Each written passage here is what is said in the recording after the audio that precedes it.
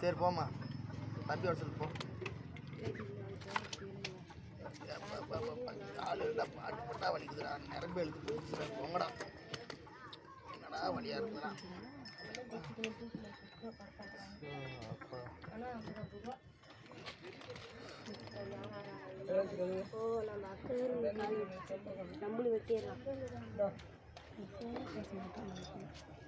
என்னடா உங்ககிட்ட தண்ணி ஊற்றி கழுவு உட்காந்துட்டு கழுவலாம்.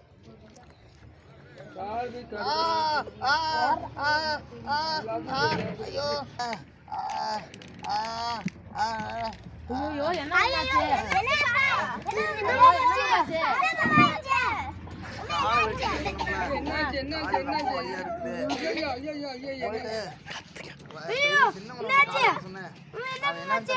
காலை பிடிச்சி